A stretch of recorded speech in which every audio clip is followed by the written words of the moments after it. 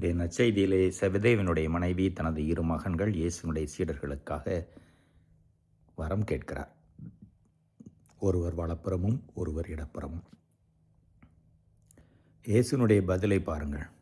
நீ என்ன கேட்கிறாய் என்று உனக்கு தெரியாது. இயேசுனுடைய பாடுகளில் பங்கு கேட்கிறாய். அதுதான் உண்மை. நாம் புனிதத்திலே வளர வேண்டுமென்றால் நம்முடைய சிலுவையும் சேர்ந்து வர வேண்டும். பல நேரங்களில் நம்முடைய ஜெபம், வேண்டுதல்கள் எல்லாம் இவ்வுலகை சார்ந்ததாக தான் இருக்கும்.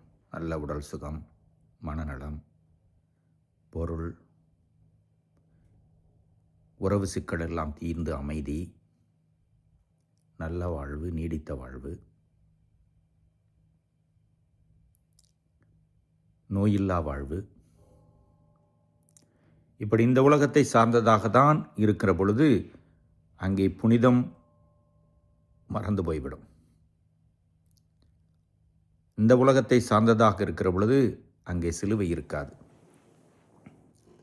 மறு உலகை சார்ந்த ஒரு வாழ்விலே சிலுவைக்கு முக்கிய பங்கு உண்டு என்பது இயேசுனுடைய வாழ்வு சிறப்பாக நமக்கு எடுத்துரைக்கிறது.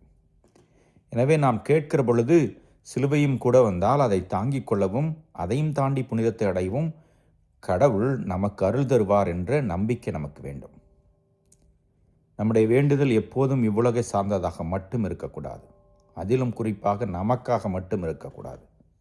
அதில் பிறர் நலமும் முடிவில்லா வாழ்வும்.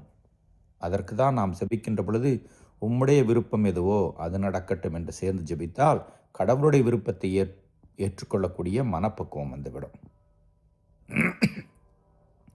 இன்றைய நற்செய்தியிலே செபதேவின் மனைவி இந்த வரம் கேட்பதற்கு முன்னால் இயேசு தம்முடைய சீடர்களை அழைத்து 3ஆம் முறையாக தன்னுடைய பாடுகளை பற்றி முன்னறிவிக்கிறார்.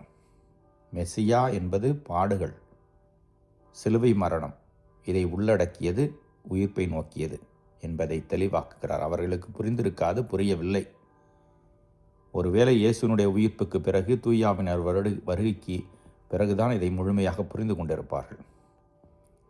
ஆனால் இதை புரிந்து கொண்டு நம்முடைய வாழ்வில் இயேசுவின் பாடுகளோடு இணைந்து செல்வதற்கு நமக்கு வரம் கொடுக்கப்பட்டிருக்கிறது, விளக்கம் கொடுக்கப்பட்டிருக்கிறது, திருச்சபை உதவி செய்கிறது. இதை புரிந்து கொண்டு இந்த தவக்காலத்திலே எந்த சிலுவையை சுமந்து கொண்டு இயேசு நம்மை வர சொல்கிறார் என்று நம்மை ஆய்வு செய்து பார்த்துக் கொள்வோம். இயேசுவின் வழியில் நடப்போம். இறைவன் வாழ்த்து பெறுவாராக.